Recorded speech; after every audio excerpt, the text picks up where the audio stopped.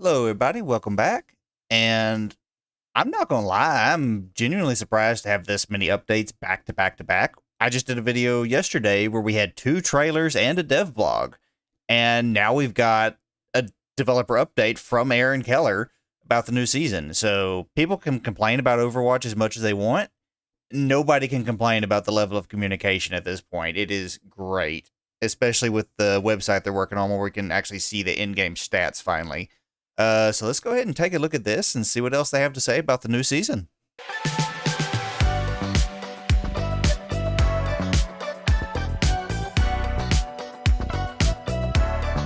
Hello, everyone. This has been a big year for Overwatch 2, and Season 18 is going to be one of the biggest so far. We've got several of our devs here to talk through some of the cool things headed your way, but as we can't cover everything in a dev update, here's a quick list of stuff coming when the season launches on August 26th. An advanced hero info panel, an updated first-time user experience with all heroes available to new players, an improved progression system with new rewards, and a new collab, and a new support hero, Roadhog changes, a competitive rank soft reset, more perks, and Stadium gets 3 heroes coming with 1 more at mid-season, and a new payload race mode featuring 2 new maps, a draft mode for Stadium, Stadium quick play with crossplay enabled, and Stadium endorsements. There will also be the return of Lucio Ball, but this time in 3P. Amazing new skin themes including Pool Party, Floral Gods, and Neo Streetwear, and some brilliant work from the animation team that includes the new universal emote that can be equipped on every hero, and a skateboard emote for Kuriko that lets you roam around the map, and brilliant work on the new Cassidy Mythic Weapon skin. Speaking of Mythics, Sojourn has this season's Mythic Hero skin.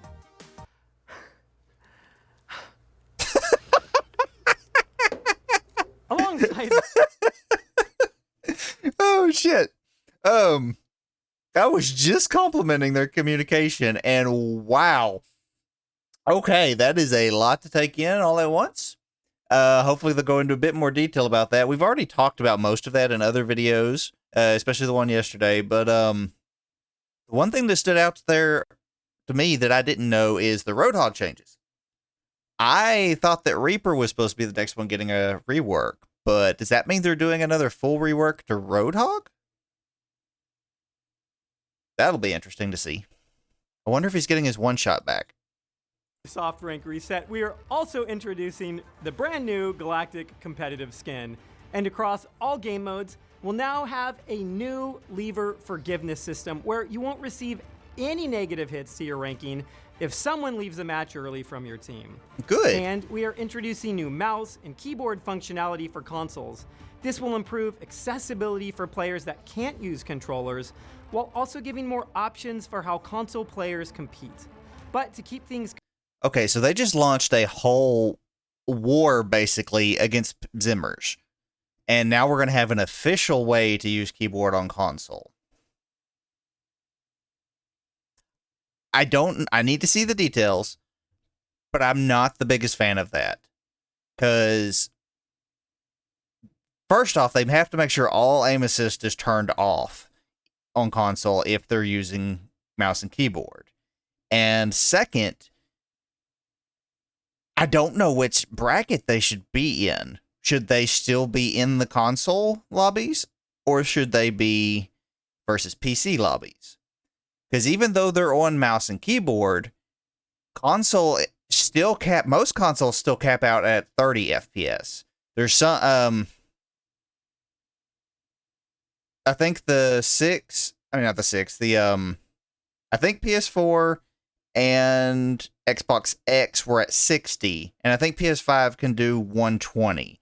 So PS5 is the only one, spec-wise, that could compete with PC players. So I honestly don't know if it's more fair to have them play in PC lobbies or in console lobbies if they're using mouse and keyboard on console.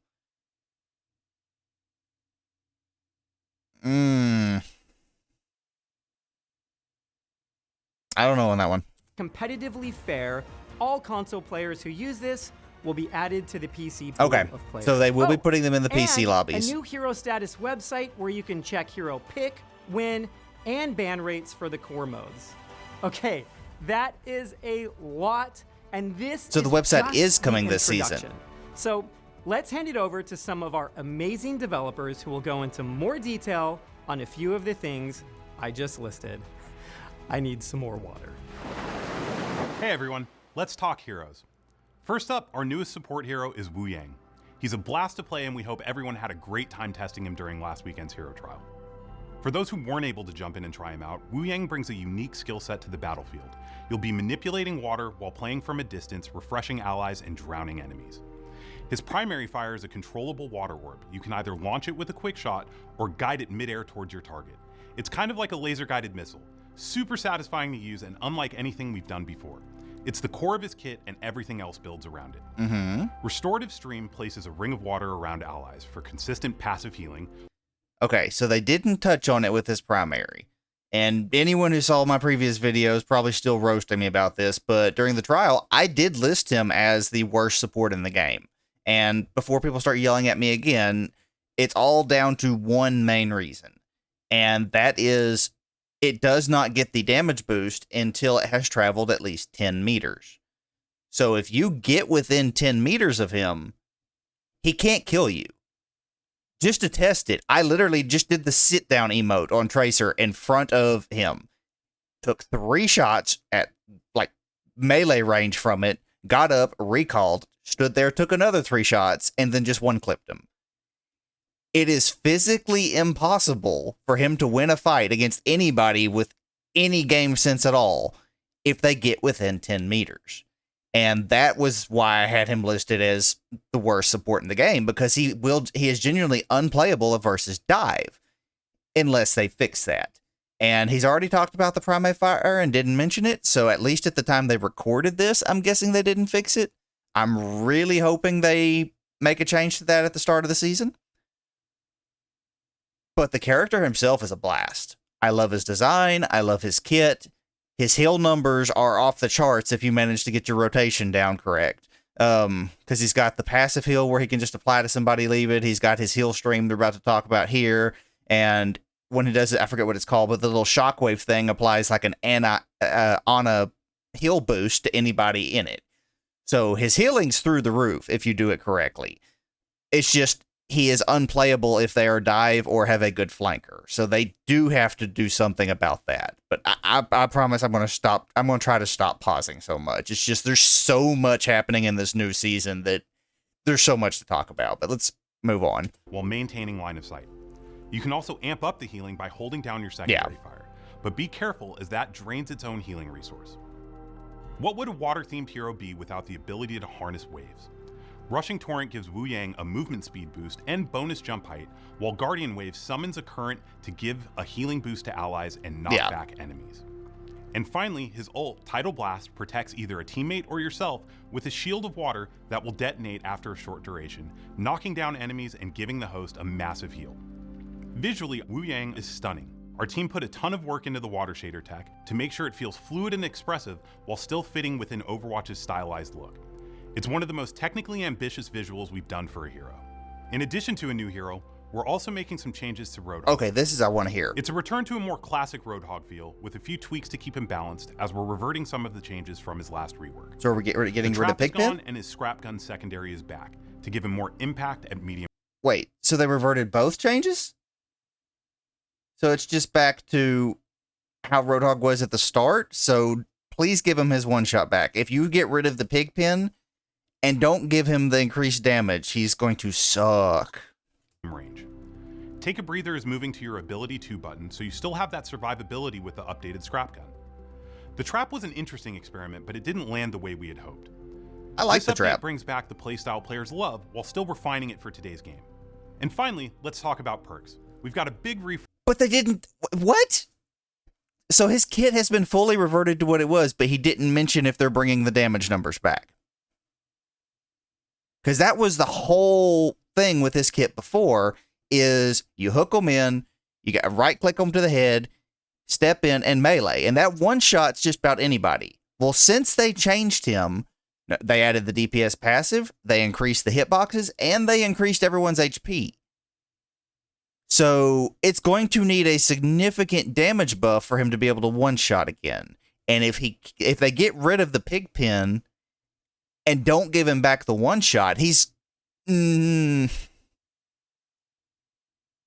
need to stop. I need to stop being negative. I need to wait and see the patch notes on that. But they might have ruined Hog. I need to wait. I need to see the patch notes. Fresh coming in Season 18.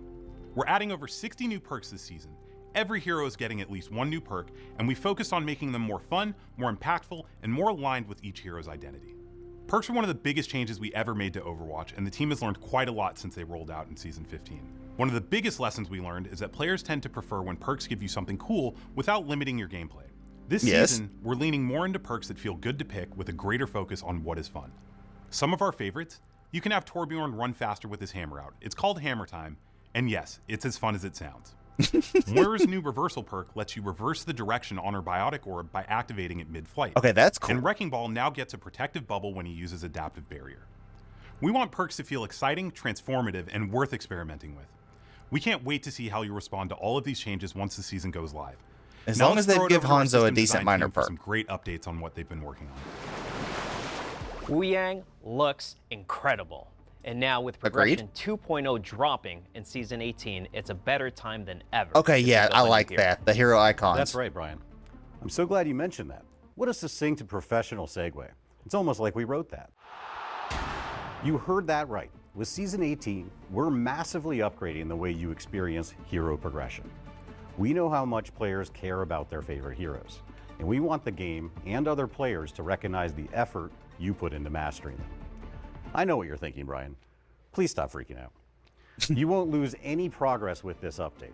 All your hero levels are carrying over just as they are. I was curious about that because they didn't mention that in the blog. Furthermore, each hero has an upgraded track of rewards, offering hero-specific cosmetics and even legendary loot boxes. But let's get to the real star of this system. With Progression 2.0, at hero levels 20, 40, and 60, you get the you'll icons. see the frame around your hero portrait upgrade. They'll evolve into something shinier and more spectacular. These frames will be visible on the Hero Select and Kill Cam screens to start, letting you flex your dedication to your favorite heroes. And yes, that means if you are level 20 on any hero right now, you will have the first new border on day one. And if you're starting out a new hero, like our buddy Wu Yang there, it should take you roughly 20 hours to hit hero level 20. All right, it's that time of the year again. Comp will have their mid-year soft rank reset. But this time we will be introducing a new system we call Hero Skill Rating. For the first time ever, we'll be able to see how you rank on individual heroes in competitive. It's a whole new way to track your growth, and yeah, it might even surprise you. Here's how it works. After each rank reset, once you finish your placement, hero placements unlock, and the goal now is to get Hero SR. Just play a hero for at least 3 minutes in 5 different matches. I know I keep saying I'm going to stop pausing, but I've got to point this out because that's hilarious. Old school Overwatch 1 players have been complaining since the launch of Overwatch 2 that they can't see their SR anymore. Because it used to give you your specific SR number as your rank, rather than just gold 1, gold 5, whatever. You could see your specific number. And they've been asking for that back since the release 2.5 years ago. And now they bring it back in a different form. You're still not going to be able to see your overall SR, but you'll be able to see it character specific. That's funny. That's just trolling. I love that. That's it. So simple. You'll be actively gaining or losing SR for each hero you play as you try to reach new heights this competitive year. So maybe you're a gold overall, but you're a plat Reinhardt. I am not. That's a flex.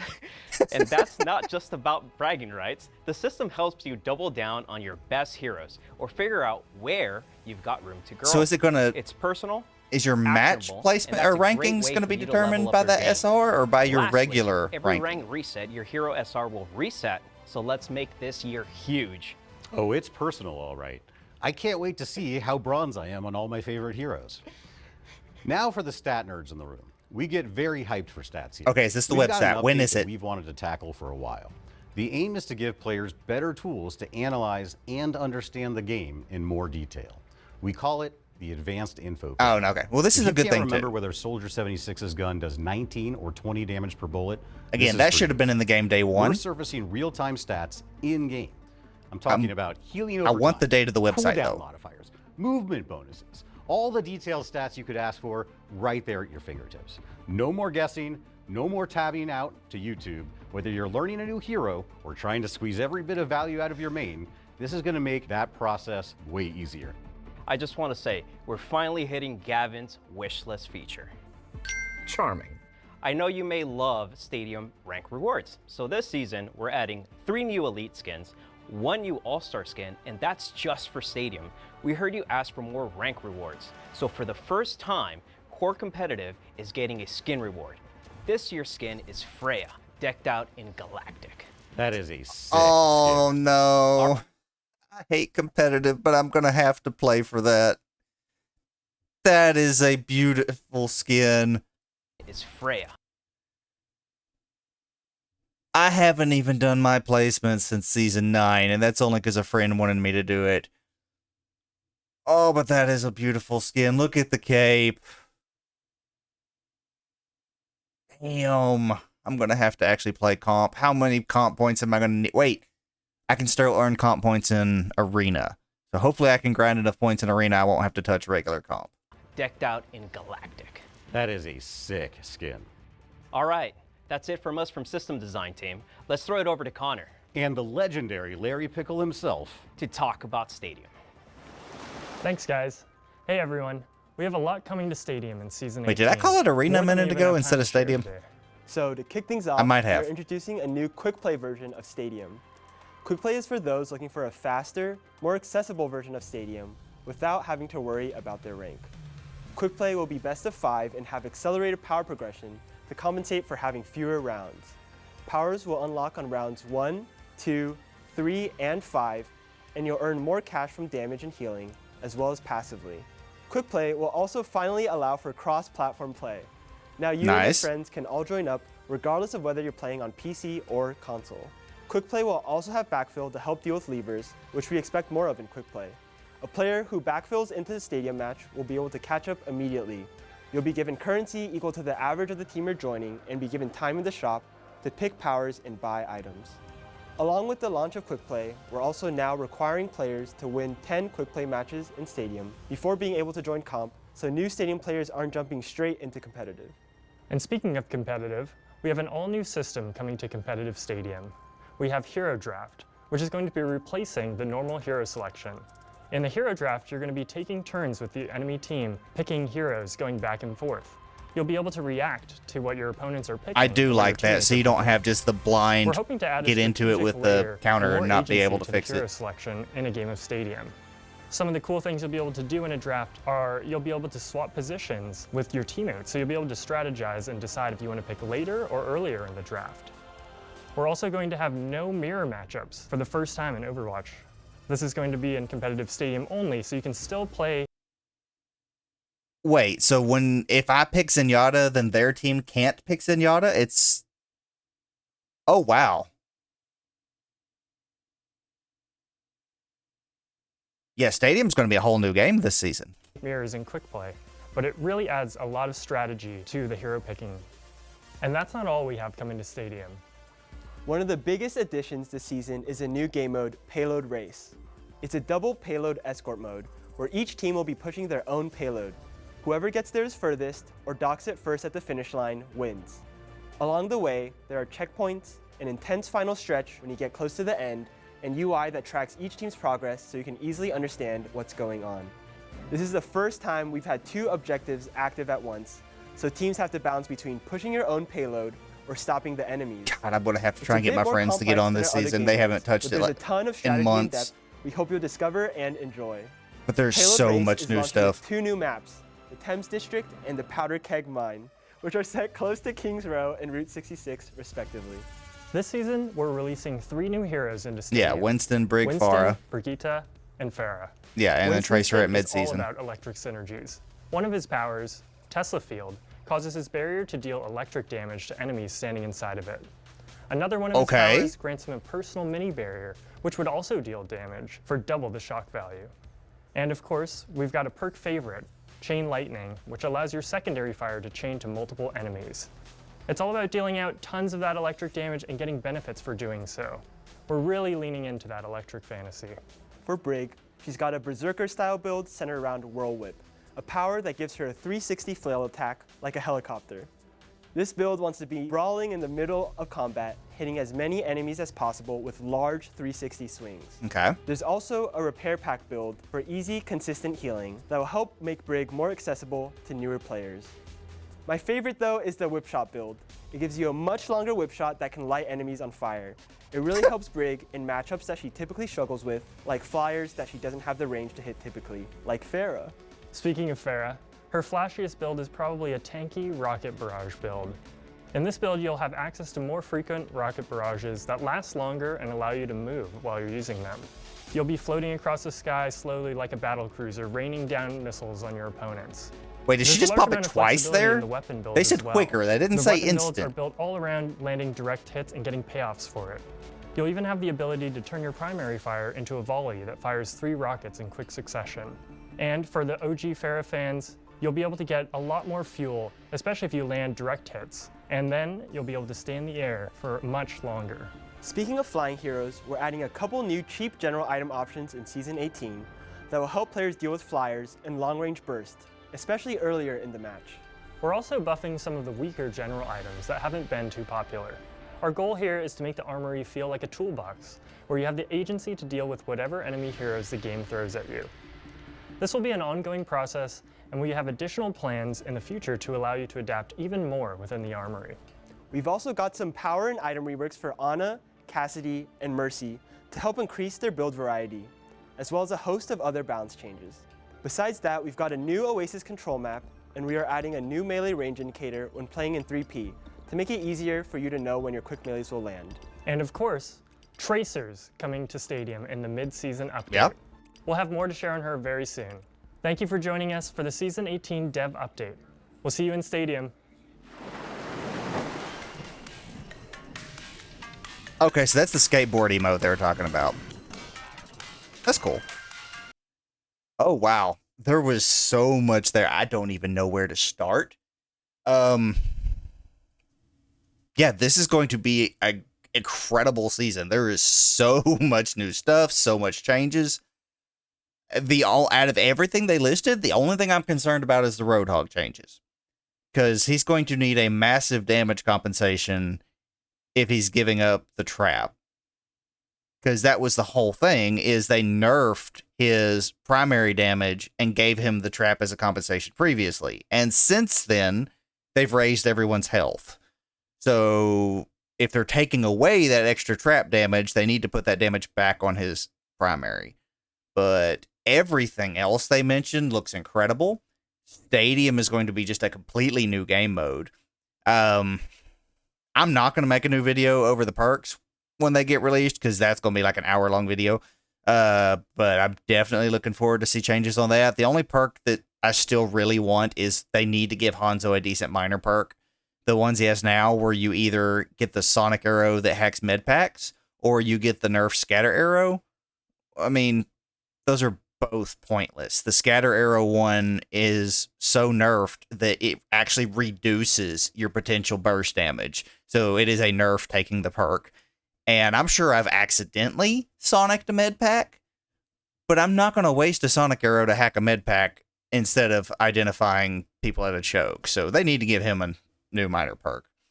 But yeah, that's going to be it for this one. And wow, this season looks amazing is all I can say. So y'all have a good one.